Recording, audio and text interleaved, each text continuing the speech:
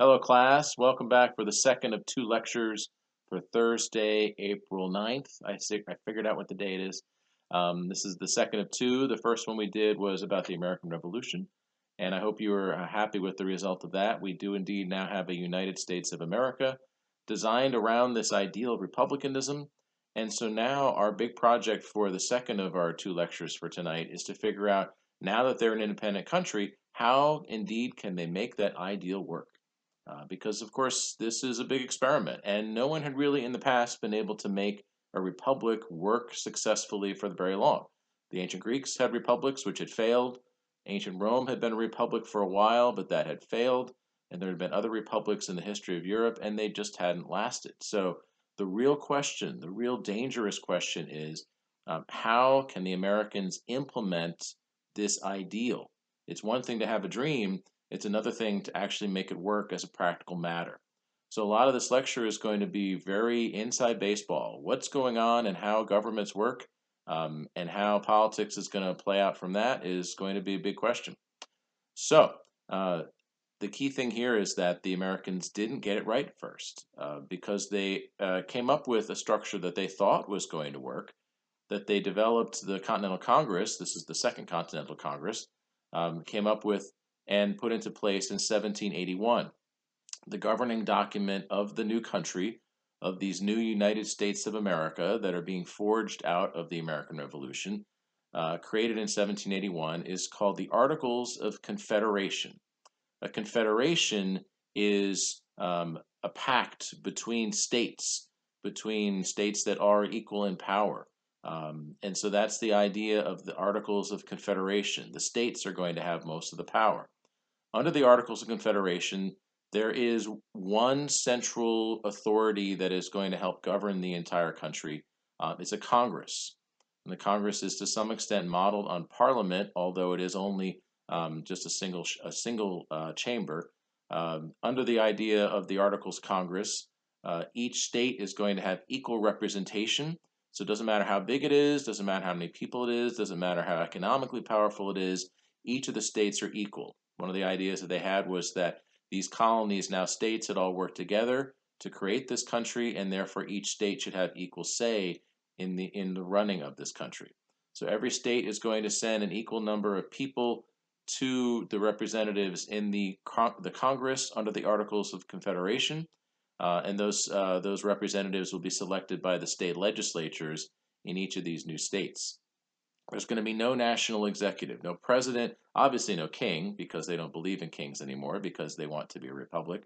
But there'll be no national executive, there'll be no national courts, there'll be no national army, there'll be no national currency, there'll be no national trade policy. The goal here is to have as limited authority as possible in that central government, because the fear that they had, seeing the example of the British and how they felt the British government had taken away their rights, but also the history of other republics in the past, they were convinced that too much central authority in one place would eventually corrupt the republic and eventually lead to a government that would take away the rights of the people and destroy the ideas of republicanism. So they want as weak of a central government as possible. On the key question of taxation, which of course is the thing that had really gotten all this trouble started between the Americans and the British, the central government, that central Congress, could indeed pass taxes for the whole country, but to make sure that those taxes were universally accepted and fair as far as everyone was concerned, the rule under the Articles was that Congress could not pass any taxation that would be implemented over the whole country unless the vote was unanimous. In other words, all of the states had to agree. It's going to make it very difficult for there to be any taxes passed. And in fact, under the less than 10 years that the Articles existed, they were never really able to solve that problem, because always one state or another had some objections to any taxation measures. So it's a very weak central government. And so the way you can think of this is that there's a very small center, and then around it are a lot of very large, 13 very large, very powerful governments, each of whom have most of the authority, and each of whom really make the day-to-day decisions for the country, each for their particular state. Every state's going to have its own currency. Every state's going to have its own trade policy. Every state is going to have its own militia, which will defend their part of the country and supposedly work together to defend the whole country if they have any kind of external problems again after the war is over. It's a very confusing mechanism, and one that in hindsight we're going to see may have been a little bit too weak. But the idea at first was they wanted to make sure that they had a central authority that only did just the bare minimum, because anything beyond that would be too dangerous. Well, that's going to be the government that is going to lead the country into the post-war period. And it's going to have significant problems to resolve. First of all, there is the fact that they have to get the country started. And there needs to be laws and regulations and so forth just to get going. Previously, they've been colonies that have been run by the British, and now they have to make this work as an independent country. They also have big economic problems because this new country starts out deeply in debt. To fight a war is very expensive, as I've said before, and the Continental Congress had to borrow a lot of money. Each of the individual states, formerly colonies, now states, they also had to borrow a lot of money, and now somehow they have to pay that off. At the same time, they're creating a new economy that will be independent of what formerly they had been, which was formerly a British colony where they had gotten stuff from the British. The British are not that excited about selling a lot of things to the Americans after the war is over. They'll do it, but they're going to do it for as much of a profit as they can do. And the Americans really are not in any position to bargain. They have very little money. They have very little influence. This country starts out as a very weak country in a very, very negative position economically. Essentially, the U.S. starts out more or less in a depression, an economic downturn that somehow the new country and its leaders have to get themselves out of. And they don't have really that much ammunition that they can use in the fight against this economic downturn. To get started on the right foot is going to be very difficult for them indeed. So, as they're trying to resolve these issues and as they're trying to use the Articles Congress, as well as the various state governments, and as they're beginning to squabble amongst themselves and so forth, the Articles of Confederation Congress really accomplished very little. Just about the only accomplishment that it had, other than a few minor things, they did begin to resolve a question that had been left over from the Treaty of Paris, which created the new country, where the British ceded a specific amount of land to the new country. They already had their first 13 states, and from there, it's not going to be far after that where they'll carve Vermont, which had basically almost just been its own thing, but not officially recognized as a colony. And those original set of states, they already knew what to do with those because they existed, there were borders, they had an identity. But what to do about the land on the other side of the mountains, in the Ohio River Valley, in the Mississippi River Valley, in the Great Lakes region, and all the way down, almost all the way down to the bottom of the Mississippi. That land there, which had been at one time or another French and then British, that land there had been turned over to the Americans after the American Revolution. All the Native American tribes there are hoping that the Americans never get there and take all their land, but obviously that's going to come at some point. But who's going to control it and how's it going to be administered? Each of the states had their eyes on it. The states basically believe that they have no western boundaries and they should be able to keep on going all the way to the Pacific based on the original land, the original lines that were drawn for their boundaries in the colonial days. But ultimately, the Articles of Confederation were able to figure out a mechanism whereby the land that had not been organized already into colonies and then states, that land would be controlled by the national government, setting a precedent that still exists today where territories of the federal government are administered and run by the federal government in the name of the entire country. And then they came up with a mechanism by which some of those territories could someday become states, developing a formula where if a certain number of people lived in a particular territory, then at that point they could petition to become a state and would be allowed to enter into the government as an equal partner with all those other states that already existed previously. Also, under the Articles of Confederation, they made the determination that as they began to organize the new territories in places that someday would be Ohio and Indiana and Illinois, those Northwest states around the Great Lakes, they made the determination that there would be no slavery up there, continuing the trend that we talked about at the end of the last lecture, where the northern areas definitely didn't have slavery, and in some ways it appeared that maybe slavery was going to die out. That obviously didn't happen, but that was sort of the hope or the dream of some of these early leaders. Well, really, the problem gets back to money because the Articles of Confederation is not designed to be able to solve this economic problem that they're facing in the early days of the country. They have to somehow develop an independent economy separate from and distinct from what they had been when they were colonies of the British. They have to be able to fend for themselves, and they also have to keep half an eye out on what's going to happen if they fail or if they struggle, because this country does start out as weak. It is small, it's underpopulated, it used to be colonies, and it's starting out as a republic, which all the European countries think is sort of hilarious because republics really never worked before. And in the eyes of the leaders of the big European countries, the idea that this place here is going to try this experiment makes it sort of a sitting duck. So economically weak, politically weak, militarily weak, all of these things are concerns that somehow they have to address. And the Articles of Confederation really doesn't have the strength or the nimbleness to come up with solutions.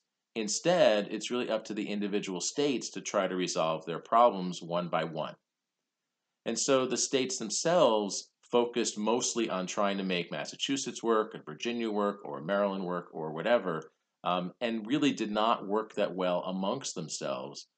And there's a real fear that if they can't get their act together and can't get themselves sorted out, that eventually some of these European countries are going to come and start picking them off.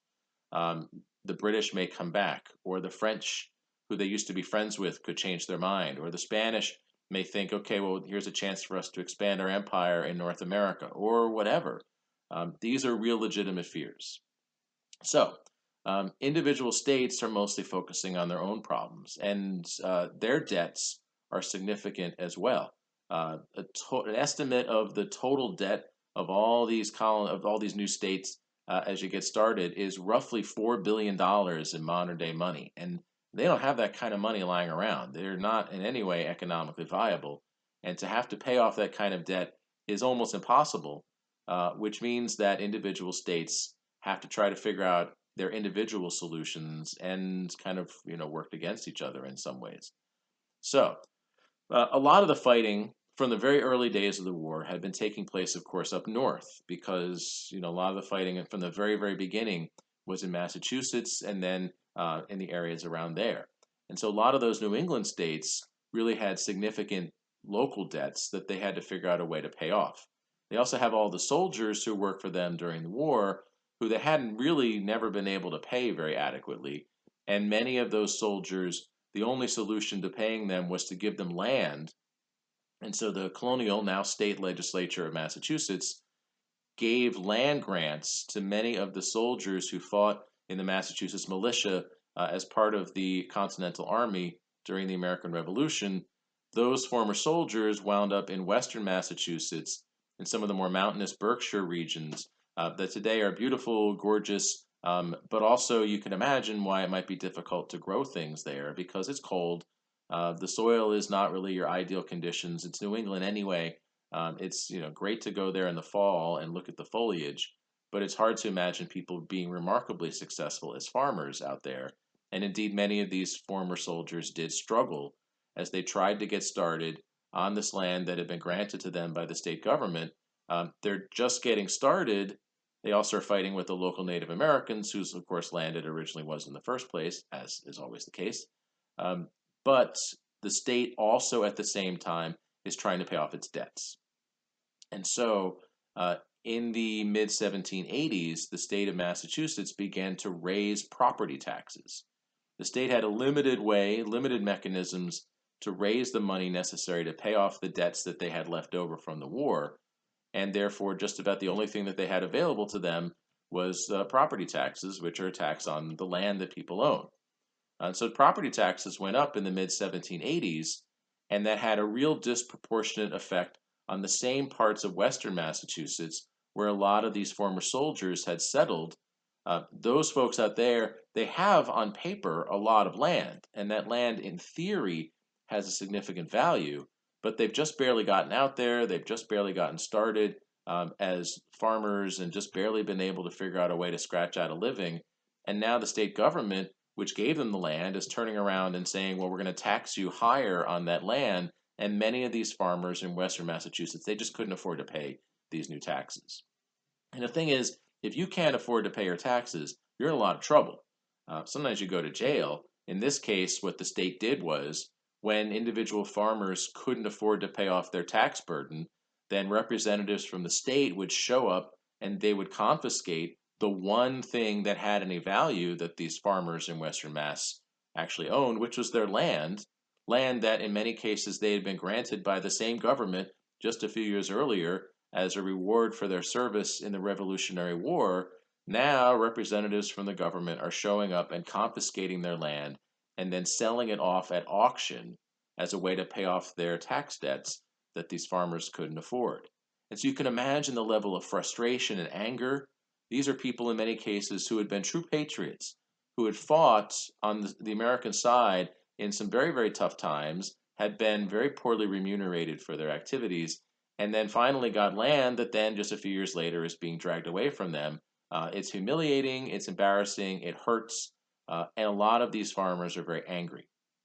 Well, as these auctions continued and as the anger in Western Massachusetts continued, eventually a former soldier and sort of a local leader among these former soldiers out in Western Massachusetts, a guy named Daniel Shays, gathered together some similar people who had a similar background and decided that they weren't going to let this happen to them and their friends anymore.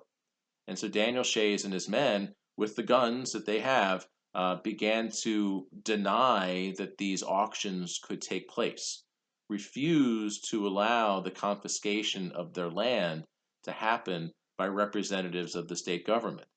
Once they begin to do that, once they begin to brandish their weapons and to threaten that, we're going to shoot somebody if you take our land or take the land of our former colleagues or whatever, at that point, this is a very dangerous step for them to take, which shows just the level of frustration that they had.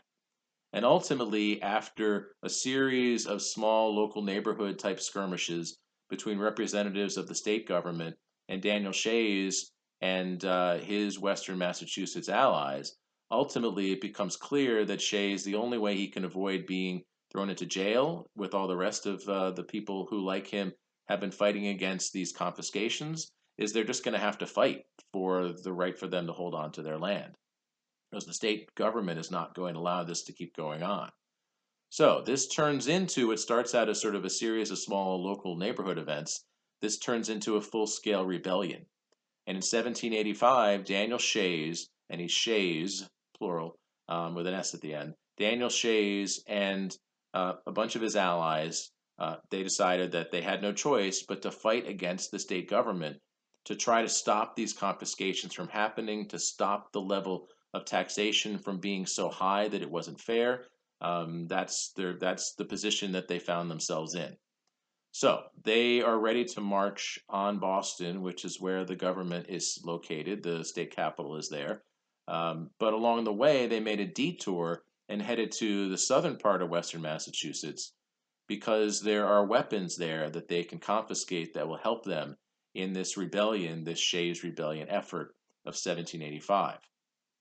One of the other things that the Articles of Confederation had tried to do, even though there is going to be no national army and it's up to each state to have a state militia, they had begun the process of purchasing and then storing weapons that could be used in some future fight should it be necessary. So if, for example, there's an invasion by the British or the French or the Spanish or whomever, they wanted to make sure that they were going to be adequately prepared. So there were two national arsenals, which is a place you store weapons, that the Articles government had established during the period when the Articles Congress was running the country. One of them is in Springfield, Massachusetts, and that's a good location for it because it's in the north, and so everyone from the northern states might have access to those weapons if they needed them. But there's a gun manufacturing company in Springfield which is one of the early examples of that kind of industry. And so that's an easy place to locate this arsenal because then they can buy it directly from the producer. There is another one, which is not relevant to the story, but I think that I should mention it because it's going to come up later. The other national arsenal that the Articles of Confederation government established in the 1780s is in Virginia, specifically a place called Harper's Ferry, Virginia, which is now West Virginia. And we're going to hear about that particular arsenal a little bit later, but for now, just hold that thought.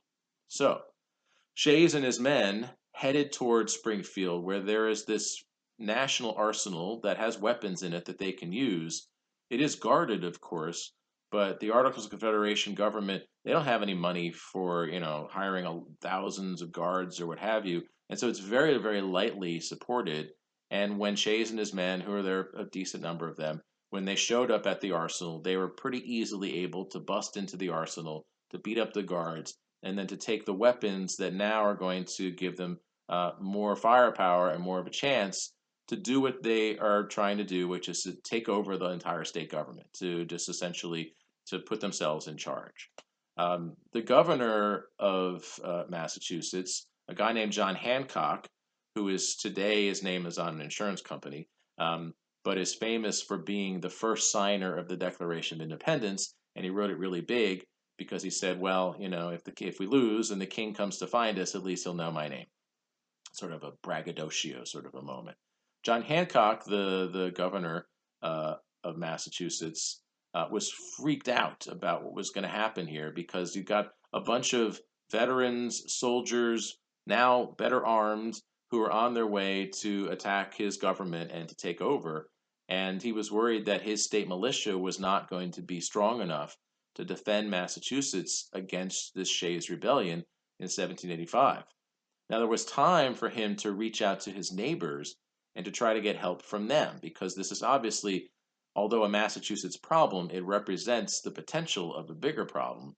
So the governor of Massachusetts got in touch with the leaders of the neighboring states, like New York, for example, and asked them if they would send their militia to help defend the state against Shays' rebellion. And their response is very telling. The leaders of these other states said, yes, we'd be glad to send our state militias, but you need to pay us. And that doesn't seem very much like this is a United States of America. If the individual states are negotiating with each other for their own support against what is essentially an effort at a coup within the state of Massachusetts. Well, eventually they worked out a deal and there was some help. But Shays' Rebellion got put down by the military forces that the governor was able to put together. And ultimately, although scary for the legitimate government of Massachusetts, really wasn't a huge threat, although for a little while it looked like a huge threat. Later on, supporters of Daniel Shays were able to get a majority in the state legislature and through legal methods were able to get the taxes that upset them so much lowered. So they got what they wanted in the long run, although it didn't work out that well for Daniel Shays because, of course, he's led this rebellion against the state and he's going to wind up, bad things happen to him, imprisoned and jailed, stuff like that. Now, the Shays Rebellion event and how difficult it was for the state of Massachusetts to respond and how little the overall national government was able to do further reinforced the fears of many of the leaders of the country that this government that they had established under the Articles of Confederation was just too weak. Economically, it hasn't been able to solve their problems. It's just too complicated with the way every state has different currency and trade policy and so forth. And if a bunch of angry farmers are able to take over a national arsenal and then almost take over a state, and there's nothing that the rest of the country is really able to do about that, that does raise the question, what are we going to do if we ever do have a major war against some other European power, one of those tough guys like England or France or whomever? Are we going to be able to defend ourselves? Are we strong enough that we're going to be able to stand up for ourselves? Shays' Rebellion seems to answer that question as a resounding no. Economically weak, politically weak, militarily weak, the Articles of Confederation are just not working out. Although they are well intended, and the goal is to allow republicanism to flourish, by having a weak central government that would not take away the rights of the people, it seemed pretty clear, especially after Shays' rebellion, to many of the leaders of the country that maybe they had made the government too weak. So there's high-level negotiations that took place over the next couple of years, as leaders in many of the individual states began to reach out to each other and to try to assess how they felt about the articles and how they felt about what they should do moving forward. After a series of intermediate steps, eventually an agreement was made that representatives from each of the states would get together in the summer of 1787 in Philadelphia in a convention that later on we will call the Constitutional Convention, but no one is calling it that when it got organized because that wasn't their job when they all got hired and picked to go to this convention. The plan was that they were going to fix the Articles of Confederation, that they were going to amend them, to fix this form of government, to tinker with it in ways that would make it more effective. That was the goal. Anything more serious than that would be seen as too radical or too dangerous, and therefore was not the official mission of this convention that met in the same place that the Continental Congress had met during the American Revolution. There's a few dozen of these representatives, some of the elite leaders, some of the key thinkers from all over the colonies. Most of them had played key roles during the American Revolution, which was just a few years earlier. And George Washington is the official president of this convention, although he doesn't have really a direct voting role. He mostly just sort of calls on people and makes sure it's happening. He had played an important role behind the scenes in setting up this event, and now he's going to watch it play out in front of him as these representatives get together, shut the doors, and then spent several weeks negotiating with each other over what to do about a failing government before it got too late. And they did negotiate essentially behind closed doors. Of course, they come out in the evening and they have dinner and they sleep in the nearby hotels or whatever. But they're not talking about what's going on within Independence Hall with anybody else because they wanted to keep their negotiations private, especially because it's going to be a long, difficult discussion. But it became pretty clear not long after they began their negotiations that just about everybody there agreed that the official reason that they had been called together was simply a waste of their time. The idea that these intellectual leaders, these political leaders, could come up with some way to amend the Articles of Confederation to make it work better, pretty much unanimous agreement among the several dozen delegates at the convention that that's simply not possible. It was clear to all of these folks that the Articles of Confederation was just too weak and that it was an experiment that had failed, and the smart thing to do would be to scrap it and to just start over, just start from scratch, learn some lessons, and move forward. That discussion took almost no time at all. Very quickly, the folks who were at this convention had decided, without telling anybody on the outside, that they were in agreement that it was time to start with a new structure of the government, which is exciting and scary and daunting because they have to get it right this time because they kind of blew it the first time. And now what are they going to do? Well, it turns out that there are people who are in this convention who have been giving a lot of thought to how government should work and to some of the ideas about structure and balance and so forth. Many people who had been reading the same kind of Enlightenment thinkers that had inspired Jefferson when he wrote the Declaration of Independence, there are many people who are reading those same thinkers and trying to get answers to questions about how should a government work. The key guy, really the dominant figure in the convention, is going to be another delegate from Virginia, a guy named James Madison. Madison should be much higher thought of. He should have monuments downtown. He should have, postage stamps and towns named after him. And instead, he's got a little college named after him, and that's pretty much it.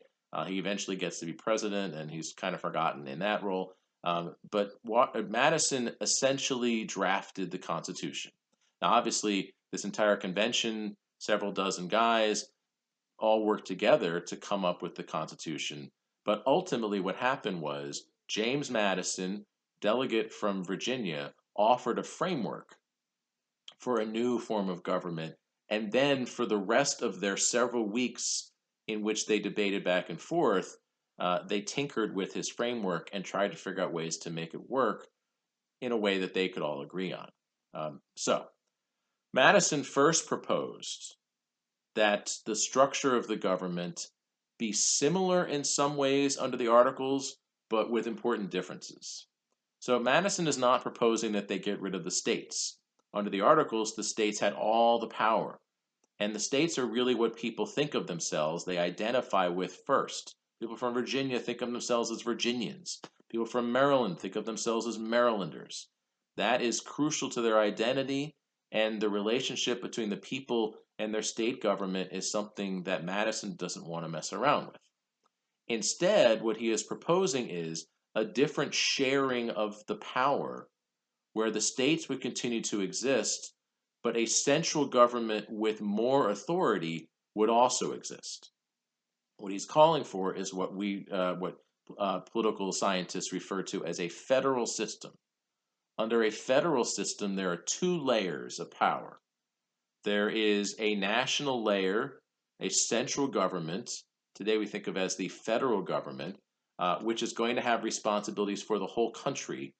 And then there is a local layer, which are the state governments, which are going to have local and state responsibilities. And then there's going to be a relationship between those two levels where the national government will work with the state governments and coordinate them. But what he is calling for is a much stronger central authority. Under his proposal, there would be central authority not just for taxes, which would be easier to pass, but a national military, national economic policies, national currency policies, national foreign policy. All of that would happen under the aegis of the federal government, that central government. And a lot of those powers that had been previously under the Articles, the responsibility of the states, would be taken away from the states and delegated specifically to that central government.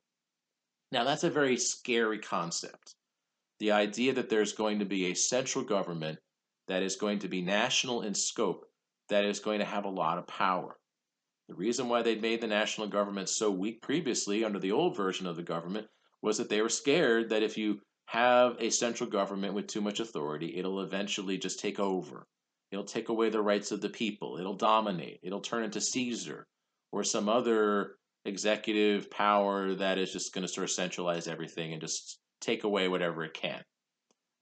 But Madison suggested that we could lessen the chance of that if you take that central government and divide the different powers that it had into different branches of the government and have them separated. So we already have one level of separation, federal and state governments, and those are going to be defined. Within the federal government, that central authority, there will be three branches, three parts of that central government that will work separately, but will work in some coordination for the overall success of the country. So there's three main jobs that the central government, the federal government, has to do. One is to make the laws, another is to implement the laws, and a third is to make sure the laws make sense as you go forward. So the making the laws process is going to be the responsibility of one branch of the federal government called the legislative branch. Making the laws, as far as they are concerned, is clearly going to be the most important job, and so they spend most of their time thinking about what this would look like. What Madison proposes for the legislative branch is a Congress with two houses.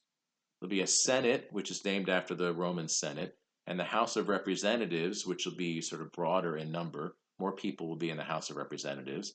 What he is proposing is that no law can be passed unless both branches, both halves of Congress agree, which will make it more difficult for bad laws or unfair laws to be passed because that's two different groups of people who would have to agree on something.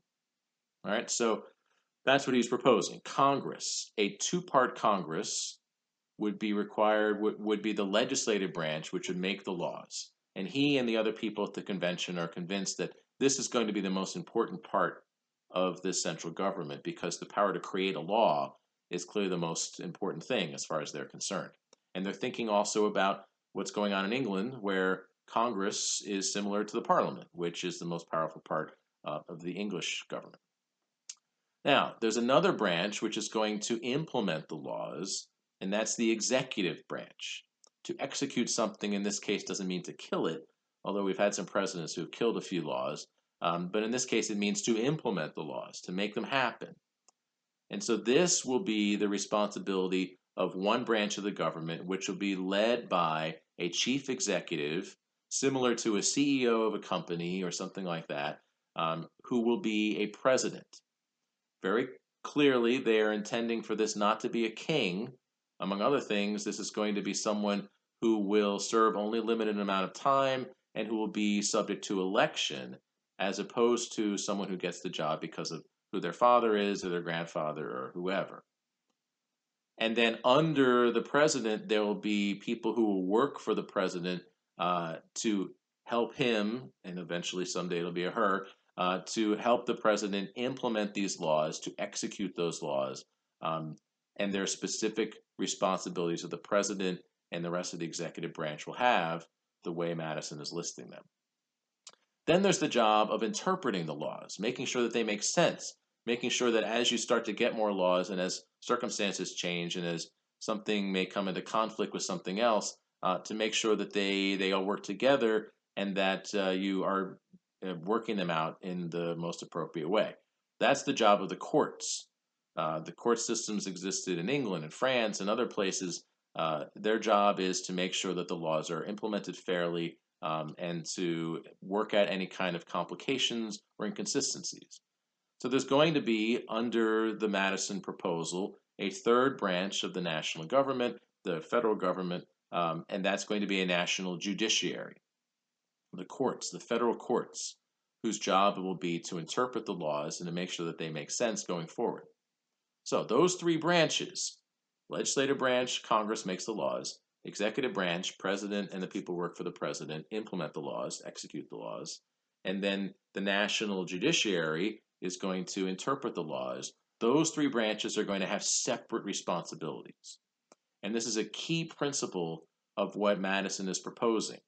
To make sure that the central government never takes away the people's rights, we need to make sure that there are very strict lines that separate each of those three branches of the federal government.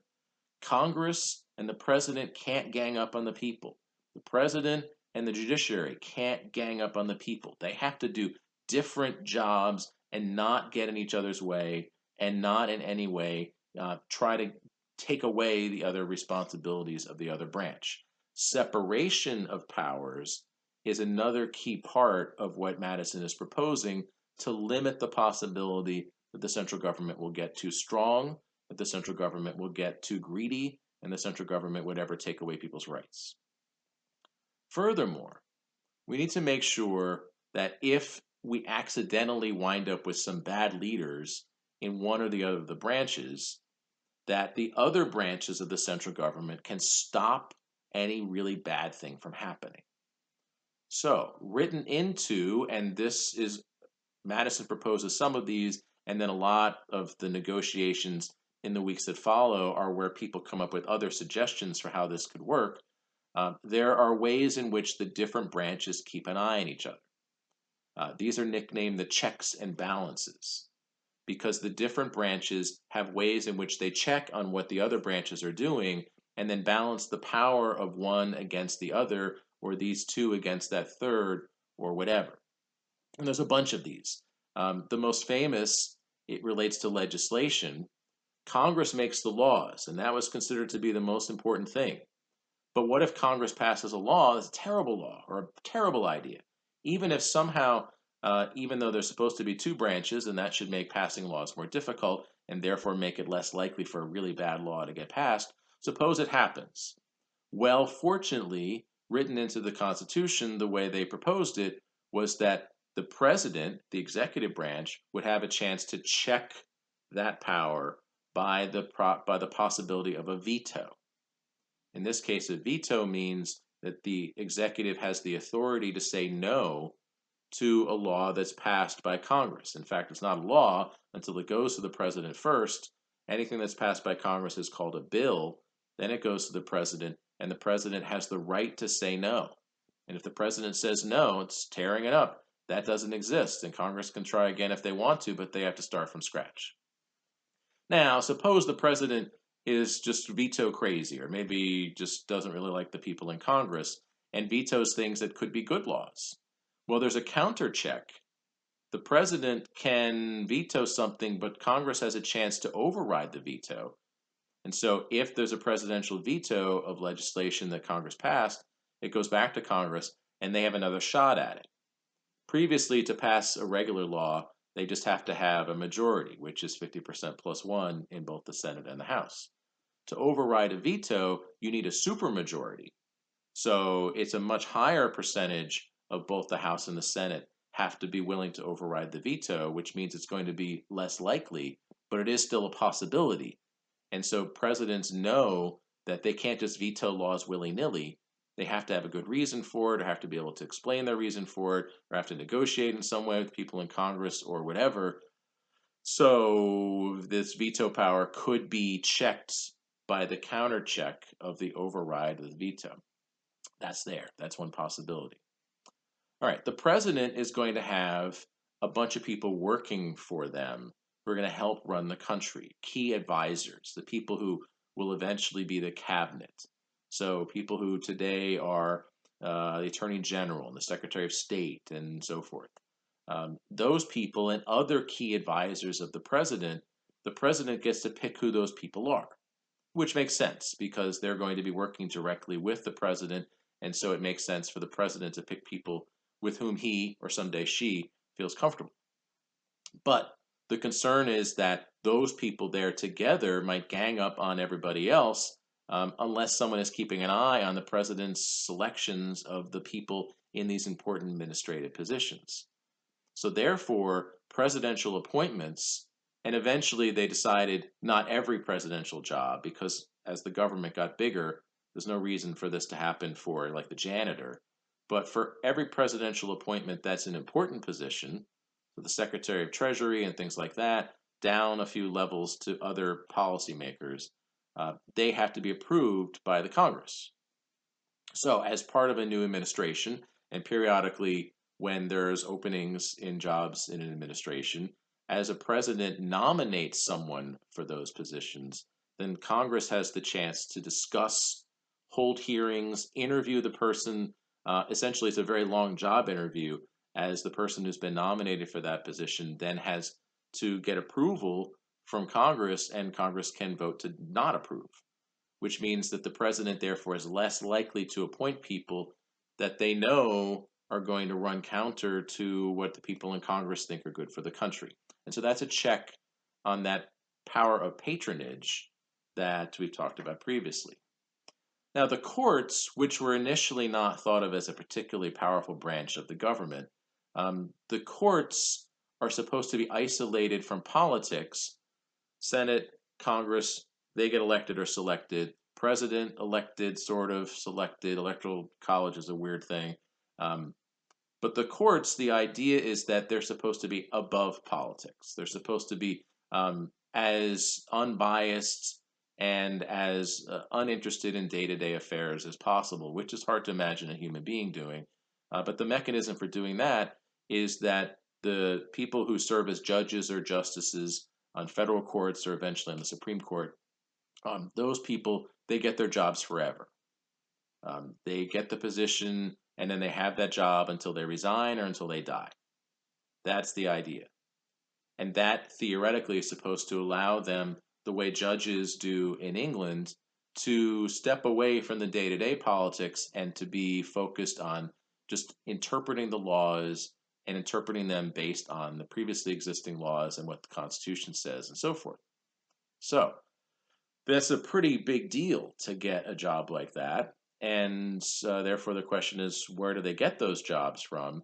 The decision that was made when the Constitution was drafted was that the president would nominate all the federal judges and justices.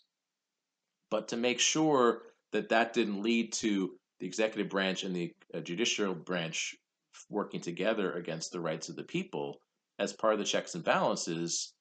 Congress again has to approve those appointments to the federal courts, including the Supreme Court.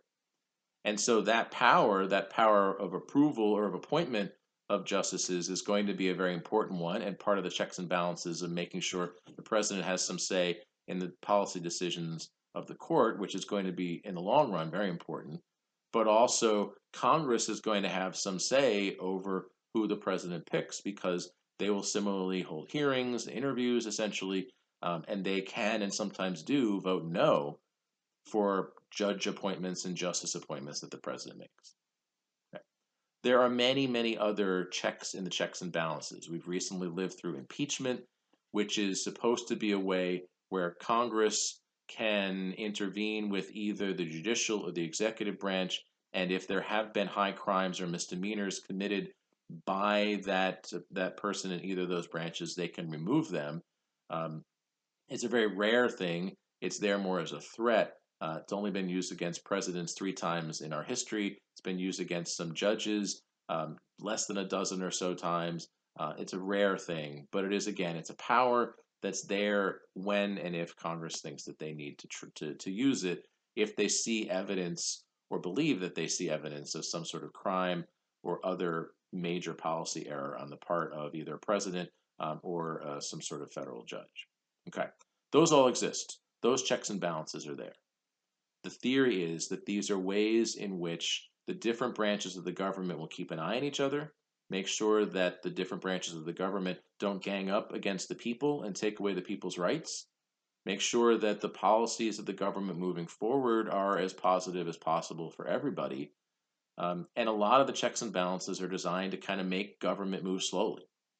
Because the last thing in the world that they want is for the government to run off unchecked without there be due deliberation and good thinking about what the policies of the government should be for whatever the particular issue is. Okay, so you've got those checks and balances, you've got that structure, you've got that basic idea. All these really come from Madison and his original proposals in the early days of the convention. But we go back to Congress because most of the discussion centered around Congress. They don't talk about the courts that much. They don't talk about the president nearly as much as you would think, given how important the presidency turned out to be. They think they've created sort of a limited executive. It turns out that over time, that executive power will grow. Congress is really the thing that they're worried about because they wanted to get Congress right. The power to create laws seemed to be so crucial that the convention really wanted to make sure that Congress was going to work. And so they already decided, based on Madison's original proposal, that they would have a Congress that passes laws that would have 2 branches, the Senate, the upper chamber, named after the Roman Senate, and then the lower chamber, the House of Representatives. And those 2 branches would have to agree on any legislation before we move forward. Okay, so they decided that. But in Madison's original proposal, the way they picked people for the Senate and the House was very different from the way the Congress under the Articles of Confederation had been picked. Under the Articles, every state had an equal number of votes. Under the Articles, every state, therefore, in that National Congress was equally powerful. And that made sense to them in the initial structure of that old government, but now they're tearing up that old government. And Madison said, well, that wasn't really very fair because the bigger states really kind of got pushed around by the little states. And therefore, in his proposal, he said, let's have Congress, both the House and the Senate, let's have them apportioned based on population. So if you have a state that has twice as many people in it as some other state, then they should have twice as many senators as that other state, and they should have twice as many people in the House of Representatives as that other state. And that was his proposal. But then the little states, as they dug into this a little bit more, said, well, wait a minute, why should we agree to this? Like maybe some of your other ideas are a good idea, but if we agree to this change in how the Congress is set up, then we're giving up a lot of power. Because under the Articles, which still exists, they haven't gotten rid of it. Nobody has really agreed that they're going to tear up the fundamental government of the country. Under the Articles, the smaller states have disproportionate power because a small group of people in each of those states can send people to Congress who then have a big say over how the country is going to be run. Why should these small states agree to give up this kind of power? They're not interested in it. And in fact, on that issue, the Constitutional Convention almost fell apart. The smaller states are holding out for something like what they had under the Articles. Fine, we can have a Congress and we can have a House and a Senate, but we should have equal representation per state in the House and the Senate, which would make them disproportionately powerful. But people from the bigger states like Massachusetts and especially New York and Virginia, they very much objected to keeping the new Congress the way the old Congress and the Articles had been run. It's probably not a coincidence. Madison is from Virginia, which by population is one of the largest states in this new country. And so he recognized the kind of unfairness of the old system. Well, if they can't get the representatives from the smaller states to agree, then they're not going to get anywhere. And in fact, that particular argument, they just finally had to put it aside for a little while, and they tinkered with some other parts of this Constitution that they're coming up with before they came back to it, and it really wasn't clear whether they were going to be able to come up with a solution. It looked like this might be the deal breaker that was going to make the whole convention just sort of give up in frustration, and then who knows what's going to happen after that. Maybe they go back to the Articles, maybe they meet again a year later and try to start from scratch. Who knows? This is really their big loggerheads issue. Finally, representatives from Connecticut, a guy named Roger Sherman, proposed a compromise that he felt would work for both of the points of view represented in this argument so far. Sherman is from one of the smaller states, and so he is in the process recognizing that he and people like him are going to have to give up something if they're going to be able to move forward.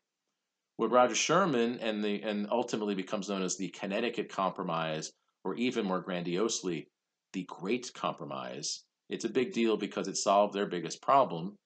What Sherman came up with was we've got two houses, two parts of Congress, the Senate and the House of Representatives. We've got 2 points of view about how we should fill those seats. One is keep it the way the Articles had it, where every state's equal, and the other one is Madison's idea, which is have every state have a certain number of people based on how much population they have. And Sherman's proposal was let's do one of each. Let's have the Senate be based the way the old Articles were, where the same number of senators come from every state. Ultimately, they decided on 2. And then let's have population determine the House of Representatives. So I mentioned already, there is a census, which is actually part of the Constitution. It is constitutionally required that every 10 years that we go through this process where we count how many people there actually are, and not just overall, but where they all are, so that we can then divide up the House of Representatives.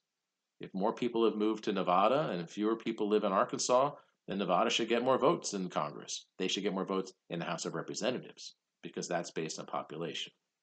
So that compromise, we're going to have 2 houses, the top house, the upper house of the Senate, be equal representation per state, and the lower house, the House of Representatives, have proportional representation. That compromise broke the logjam, and from that point on, it looks like they got a shot at something that they can agree on. Except if they're going to actually count population as a way for determining part of Congress, in this case the House of Representatives, then there's a question about who they're going to count. Again, Madison, who's from Virginia, had originally proposed that, we just proportion this, you just add up everybody and then divide up accordingly. Just simple ratios, just proportions, just like you learn in 7th grade math. All right, that's what he's proposing. But, he's from Virginia, and in Virginia, they have a lot of people who don't have any rights who are slaves. It didn't occur to Madison as a real problem. He's just saying we're going to count everybody and then we'll divide everybody up accordingly. But people from the northern states, where there were very few slaves, and in fact, we've heard how the northern states are abolishing slavery. Some of them had done it during the war, and others are in the process of abolishing it because there isn't that much slavery in those states, and because the ideals of the American Revolution made them feel guilty about it. Well, in those states, they don't have slavery. In the southern states, those Southerners do. And it seemed kind of unfair to count the slaves if we're going to count up the population of the country when we divide up the House of Representatives, because if we count the slaves and divide up the House accordingly, then Southern states are going to get extra votes that they don't really deserve.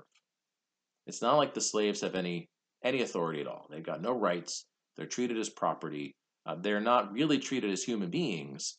And yet, for this particular purpose, we're going to count them as human beings and then divide up the House of Representatives based on what then gives the southern states kind of an overcount. That, for many Northerners, seemed like a non starter. Now, of course, representatives from the southern states said, oh, yeah, we should count everybody, all human beings, everybody who's got a pulse. We're going to count all of them. And the people from the north said, we're just going to count the white guys. That's what we're going to do. And we'll divide up the House of Representatives based on that. Which isn't to say the guys in the north are saying, you all in the south need to get rid of slavery if you want to be part of our club. They're not there. Instead, they're just saying this doesn't seem that fair to them. And in the end, they went round and around on this and ultimately came up with a different compromise, the second of the two big compromises that helped make it possible for the Constitution to exist. This one, not nearly as great. This one, in fact, pretty atrocious, is called the Three-Fifths Compromise. Under this compromise that's agreed to at the Constitution, they will indeed count all the people. All the white people, all the black people. They don't count Native Americans. They're in a different weird category. But they're going to count all the people in the whole country. But when it comes to dividing up the House of Representatives, they're going to add up the population differently depending on different categories. So all the white people are 1, 1, 1, 1, 1 each, but all the slaves count as 3/5 of a person each. So that means that if you have 1,000,000 white people and 1,000,000 slaves, that'll count the same as 1.6 million people in the other category. All right, so the human beings who are slaves are going to be added up purely for the purposes of dividing up the House of Representatives as 3/5 each. This is still going to give the South some extra votes in the House of Representatives, but not as many as they had wished for, which is why it's a compromise that the North is willing to live with. They're not going to get that bonus of votes, but it's not going to hurt them as much as if they'd counted the slaves, each of them equally as all the white people. Now, the Three-Fifths Compromise is an extraordinarily atrocious and horrendous part of the Constitution. It's literally in the Constitution. In the original writing of the Constitution, this three-fifths clause is in there as a way that you look back on and realize that the Constitution does enshrine and accept slavery in its existence. It's worth pointing out they don't use the word slave. There's a few other places, not just here, where slavery is referred to in the Constitution, but they're a little bit nervous about using the word slaves or slavery, and so they refer to certain persons. But everyone knows who they're talking about. And really, the Constitution is not nearly as idealistic a document as the Declaration of Independence. The Declaration of Independence was, we hold these truths to be self-evident, that all men are created equal, that they are endowed by their Creator with certain inalienable rights. Among these are life, liberty, and the pursuit of happiness. Well, slaves don't have life, liberty, or any in the pursuit of anything, and yet the Constitution accepts that there will be slavery. I also will say that people frequently point to the Three-Fifths Compromise and say, that shows you what the white people of the time thought the slaves were really worth. And I hate to say it, but it's actually worse than that. Because as far as the white people in the North were concerned, they should have counted the slaves as 0. And the Southern whites who own all the slaves, in every other possible way, think of the slaves as 0. They're just trying to get as much bonus political support as they can by the fact that they own about 1,000,000 slaves at this point. So 3/5, I'm sorry to say, that is actually way higher than any white person other than a handful of real religious radicals would ever say a black person comes in association with them. Ideas of race, the kind of terrible racism that has been instilled since the very beginning of slavery, Those ideas do not go away very easily, and even people who think of themselves as enlightened have a long way to go before they get to any of the kinds of ideas about racial equality that we believe today. Three-fifths compromise is bad, but it could have been even worse if you asked them what they really thought about the slaves, although don't ask them because the answers would make your stomach crawl. All right, but with those compromises, the Great Compromise, which solves the problem of how they'll divide up the Senate and the House, and then the Three-Fifths Compromise, the stomach churning solution to how they're going to actually count people, those two things together help make it possible for them to have a constitution that they can all agree on. But that's just a few dozen people who, yes, they're important thinkers and important leaders in these different colonies, but just because they've agreed to it doesn't mean that magically it's going to exist. What they had done was they had decided that they would then sort of get everyone else in on the discussion and then have each of the state governments vote on whether they wanted to accept this new form of government as the framework for the country to run on. And so the theory is that each state government is going to have a chance to talk about it and then vote for it. And then when enough of them agreed, then it would replace the articles and the Constitution would become the new government for the country. But they hadn't really prepared anybody for this. They're not issuing any hints. There's no leaks that are coming out from the Constitutional Convention. In fact, we don't know a lot about the day-to-day affairs and the discussions. They agreed that they wouldn't keep a lot of records. So some of them kept diaries and journals that we use, James Madison in particular. But there's a lot of stuff we really don't know about the nuts and bolts of their conversations. And certainly there's very little that the people outside know. There's my phone going. That's a bad sign. There's very little that the people outside know about what's going to be going on because they haven't told them. So now they open the doors and they say, hey guys, here's what we're going to try to do. We're going to have this thing be the government for the country, and then they have a selling job to do. They have to talk these different state legislatures into accepting the idea that the old articles are going to go away and this new government, this new constitution, is going to be the thing. Well, that's not easy because some people are scared of what they see when they read about this new constitution, this proposed idea. And you and I know that the Constitution will indeed be ratified and that it will be the structure of government and that it still exists. And some days I wonder if that was even possible, but it still exists. You know, here we are 2.25 centuries later. Still, that's kind of amazing, but they had to sell it. And there were people who objected. As the debate over ratification went over the different states in the months that followed, there were people who said, this is a problem. Ultimately, the country politically got divided in this ratification discussion between 2 points of view, 2 philosophies. There were people who supported this new system, this new government, who believed that this new federal system that Madison had proposed was going to work and that the structure of the government would work. So supporters of the Constitution in this debate are referred to as the Federalists. Federalists tend to be more urban, they tend to be better educated, they tend to often have some sort of economic ties, and they're worried about the Articles wasn't working out that well. The Federalists tend to be a little bit more of them in the northern states.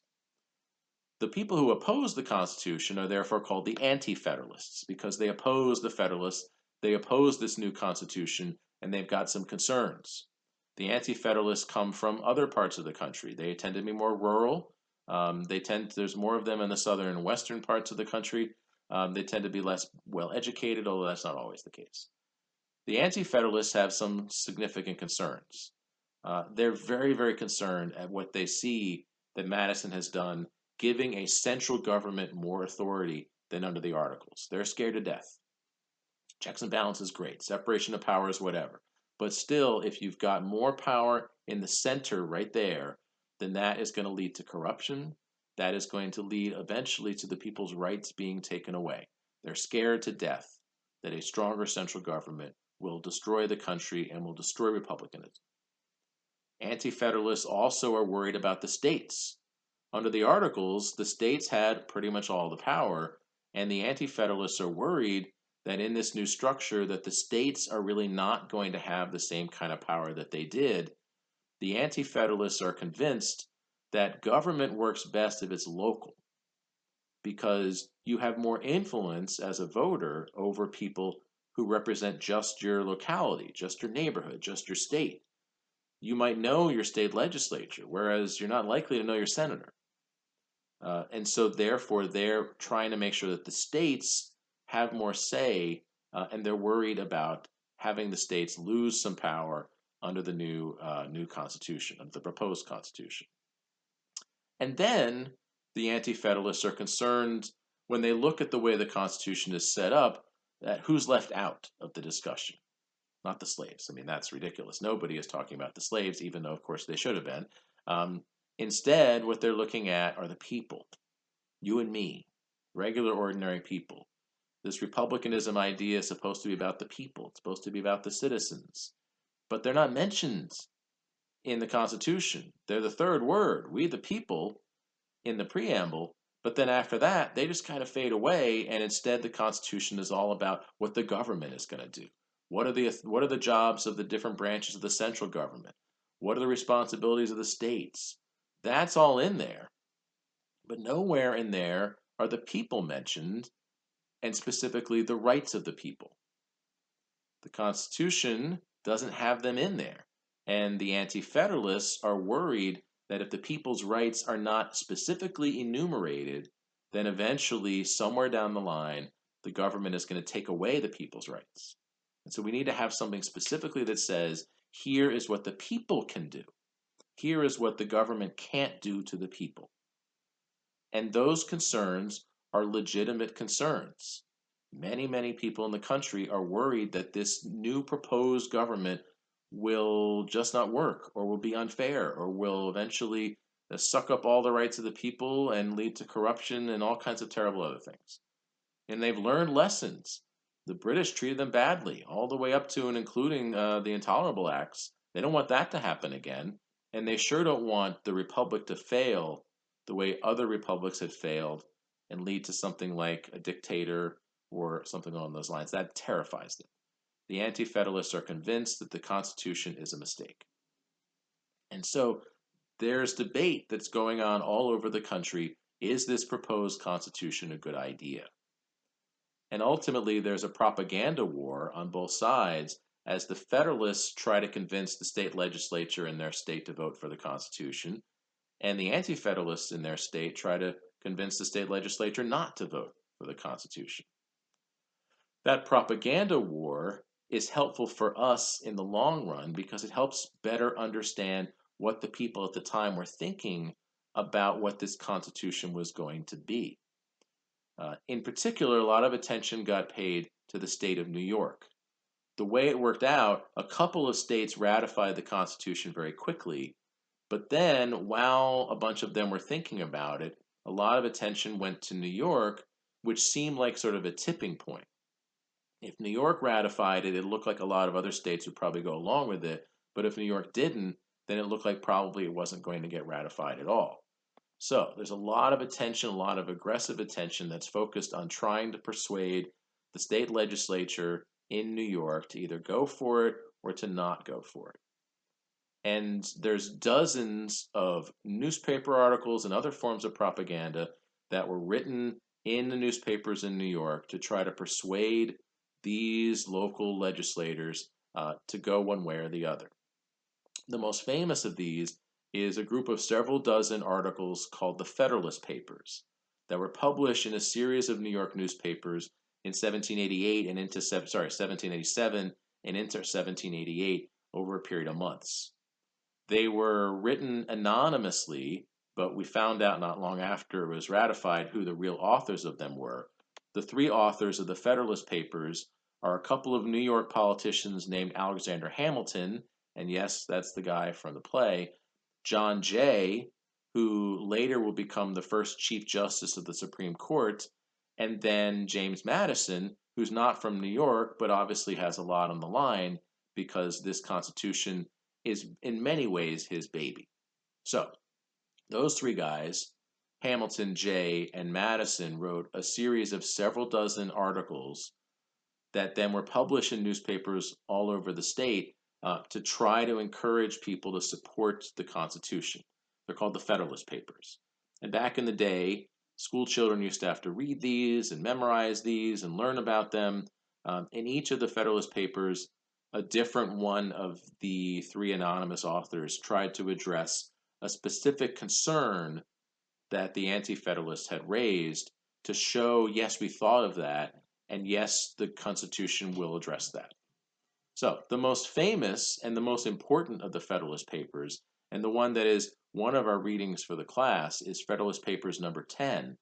That one was written by Madison, and if you want to go to one place to find out what they thought they were doing, this is really the best place to start. Some of the Anti-Federalists had said, we can't really have a big government like this because the country is too big for that to work. And it will really never be it's too unwieldy, which is why they wanted to focus on state governments and have most of the power in the states. Madison turned that objection on its head. And in Federalist Papers number 10, writing anonymously, Madison said, the beauty of this country is that it's big. And that is why this is going to work. Because if it's a small country, if it's a small population, you're likely to just have one group of one people on one side, a group of another people on the other side, and they'll always argue with each other. And they'll always fight with each other, and and in the end, they will never be able to work together. But the beautiful thing about this country is that it's pretty big. And he doesn't even know how big it's going to be, but population-wise, it's a significant country. And what he is saying is that in a big country, in a country that is complex and made up of people of all different backgrounds, you're certainly going to have differences of opinion, but the coalitions will change depending on different issues. Sometimes you may have an issue where people from different ethnic backgrounds may be on different sides. Other times it might be people from the cities and people from the country. Other times it might be people who, tap dance and people who like to hum in the shower. Who knows? There's different ways that the country, if it's a big group of people, will break down over different issues. And the great thing about that is that sometimes some people will be on the winning side when there's a debate. But then the next time they might be on the losing side. Because the way the country divides up will differ depending on what the issue is. And if you know that, okay, I won this time, but next time I might be on the losing side, then you will be more likely to let the people who lost have their say. If you always know who's going to win, if you always know who's going to win every debate, then there's really no incentive for the winners to allow the losers to even speak, to have any objections to whatever the policies are. It's going to be very easy for the winners to just kind of push the losers around.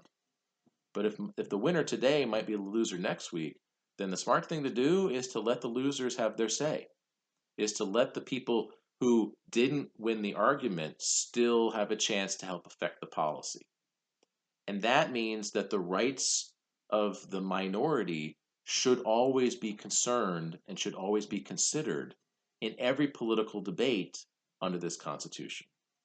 So, according to Madison, the beauty of the way they've structured this new government is that it is designed to make it less likely for any group in the majority to trample on the rights of the people in the minority.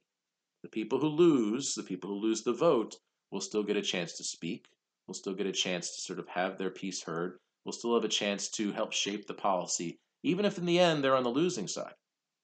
And that is going to be, he believes, a reason that this can work. Does it work? We'll find out. Now, it's not clear that the Federalist Papers ever change anybody's minds. They're probably more important to us later on, because after the people who were at the Constitutional Convention passed away, and as the Constitution continued to be implemented in new circumstances in the years, decades, and centuries that followed, it's hard for us to completely understand what they were doing, especially because some of the language is not as clear as we would always like it to be, which of course is why we have courts. So the Federalist Papers are very helpful for us to understand and get into the mindset of the people who were there at the moment. Madison was there, Hamilton was there, Jay was there, and other people writing some other similar forms of propaganda. They were there, and when they speak to specific issues in the various elements of the Federalist Papers or other kinds of propaganda, well, then we can understand what they were thinking. We can use that to help interpret what was their idea, what was the plan here, what was the thinking behind this part of the Constitution. And so they can be helpful for us politically, historically, judicially, and just sort of, if you're scratching your head, like, what were they thinking when they said this?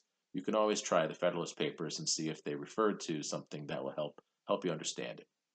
In the end, New York did ratify the Constitution, and ultimately, enough other states ratified the Constitution that by 1788, the Constitution is going to be implemented as the form of government. Some of the states came along a little bit later, but once enough of them had agreed, they had mutually understood that when they had enough states that of the original group said yes, then they're going to go ahead. Which meant that 1788 is when there are the first elections for Congress, and in early 1789, the first Congress gets together with the first senators, and also 1788, the first decision about a president who then takes office in 1789, and you probably have a pretty good idea who that's going to be. Now, before we move into that political stuff, which is going to be our topic for next week, and really the politics of how the Constitution works will be the underpinning of all of our political discussions all the way for the rest of the semester, it's worth talking about one other element of the Constitution.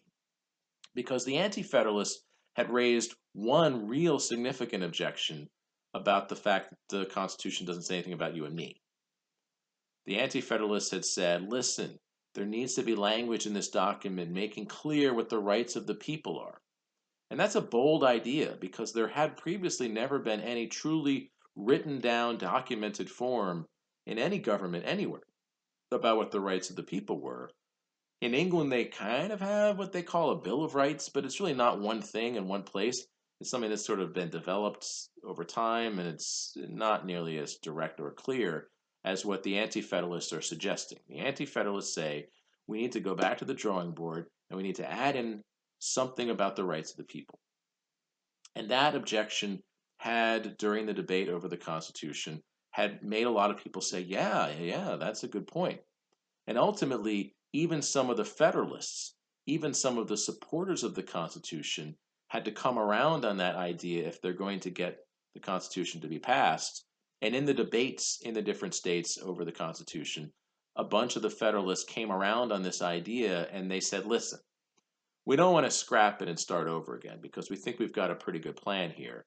Why don't we make a promise that as soon as we've actually ratified the Constitution, one of the first things we'll do is we'll go in and add a Bill of Rights that will address this question. And so this is going to be part of the process of amending the Constitution. Part of the design of the Constitution, if they needed stuff later, then they can have an amendment added to the Constitution.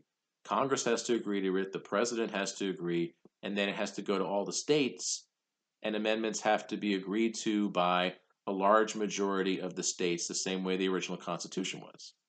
But once amendments are added, then at that point they are equally powerful. They're exactly the same amount of authority as the original parts of the Constitution. And so, that's the plan. Ultimately, one of the first things that the new Congress did in the years after the Constitution got enacted was to draft a set of Bill of Rights that are designed to respond to the Anti-Federalist concerns. In fact, one of the main drafters of the Bill of Rights is James Madison, who had been a Federalist, who had been the designer of the Constitution, who originally thought that the idea of the Bill of Rights was unnecessary, but came around to the idea and wanted to help shape it so that then the result would be something that he could live with that would fit the original ideas of the Constitution. They, in Congress, tinkered with a whole bunch of possibilities. In the end, they wound up with 10. There were more that they shaved down to 10. And then these 10 amendments passed through Congress, the president signed off on them, and then they went to the states. And by 1791, enough states had agreed to all 10 of these amendments as a package, the Bill of Rights as they are called, and they became part of the Constitution. So the Bill of Rights are ratified in 1791 and become part of the Constitution, responding to the Anti-Federalist concern, and are very, very important overall moving forward for the country and for the Constitution. Now, there are 10 of them, and any good American really should probably understand all 10.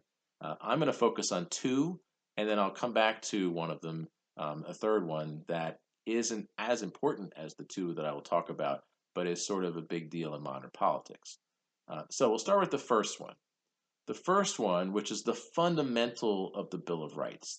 When anyone says it's a free country, or the people Americans have all these rights, really they're talking about mostly the First Amendment and then the things that come out of the First Amendment as it's interpreted over time. The First Amendment says that the government can't take away certain basic rights, and those rights are enumerated. So the basic rights of the people under the First Amendment are the right to freedom of speech, right to freedom of religion, freedom of the press, freedom of petition, which is the right to send a message to your representatives in the government to complain about things or to suggest changes, and then the freedom of assembly, which is the right to get together in groups, the right to meet with others, or something like that. So, freedom of speech, freedom of religion, freedom of the press, freedom of petition, freedom of assembly. Those basic fundamental rights are in the First Amendment and are the true basis of this being officially and explicitly a free society. When people talk about the rights of the people in the United States, they are really going back to the First Amendment. And it's a radical moment where the government is specifically saying, these are your rights as people. I jump to the Fifth Amendment. The Fifth Amendment is probably best known for some of the legal stuff. There's 3 or 4 of the amendments that have to do with your right if you're accused of a crime.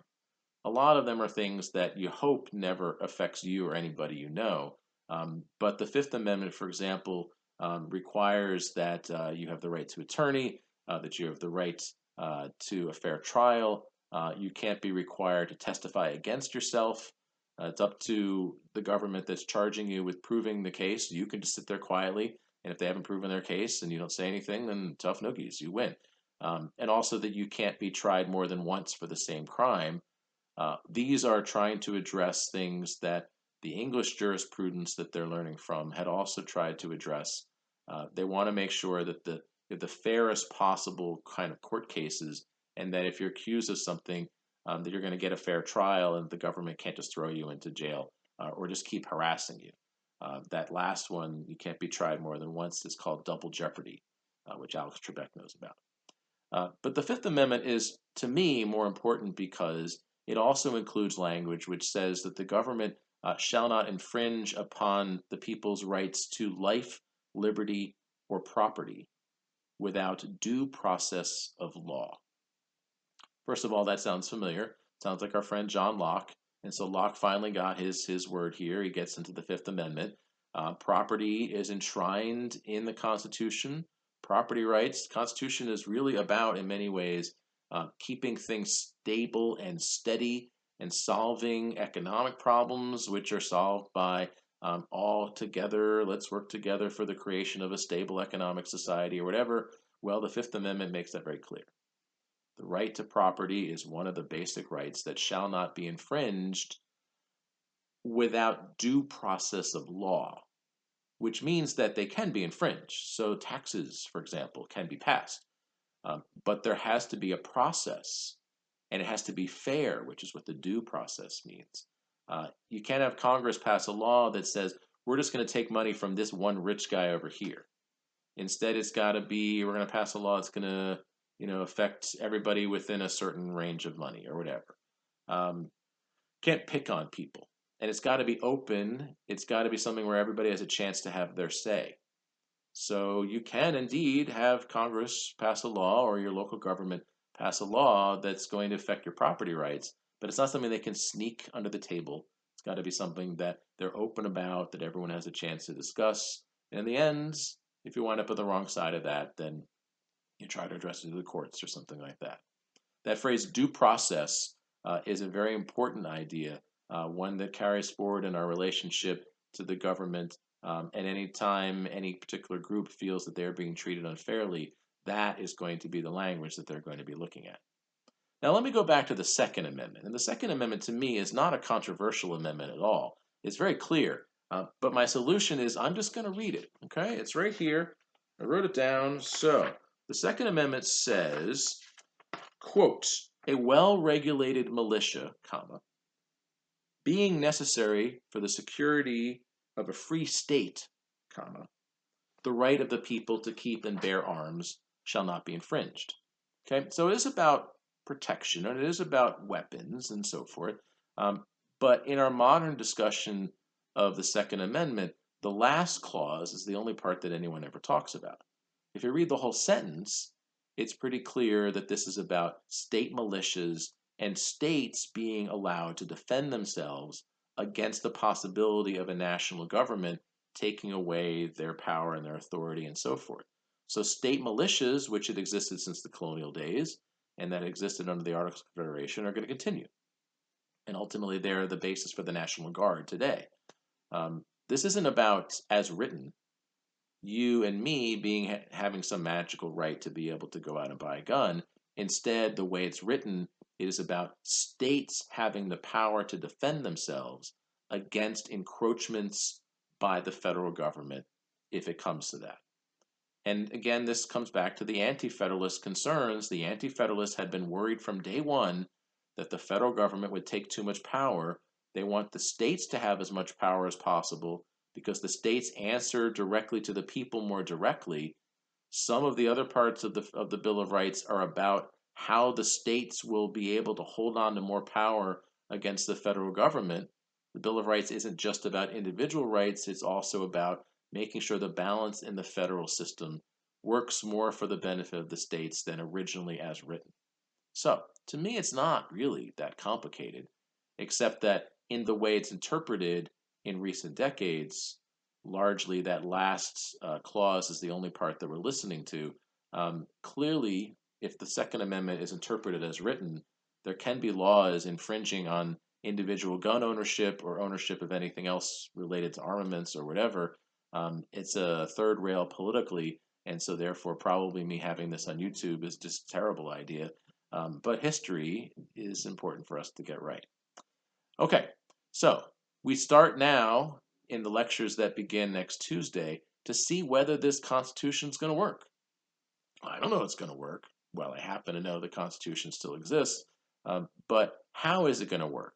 Did they come up with a structure that's going to actually make sense? And how are they going to deal under this constitutional framework with the challenges that inevitably begin once you start to implement day-to-day policies? So we're going to be talking about politics. Today was a lot of political science, a how-to guide. Let's get under the hood and see how the engine of the Constitution is going to work. Now, it's tuned up and ready to go. Let's take her out for a spin. And the early political story of the early republic, it doesn't always work the way they thought it was going to. It doesn't always work the way they thought it was going to now. The creators of the Constitution, James Madison and others, would be kind of surprised by some of the things that they see today. They might get used to some of it, or they might be outraged. I don't entirely know. Anyway, we'll pick up that story with Tuesday's lectures. There'll be 2 more on Tuesday where we start to dig into the politics of the first decade or so after the Constitution and see how some of these early Congresses, some of these early presidents, and even the early judiciary began to make the politics of the country go, and then how that played out for the way this country is going to work in these early days. Thanks for your time. We're a week away from the midterm. If you haven't started studying, this weekend is probably the time for you to start digging in, and I'll see you again on Tuesday. Thanks. Bye.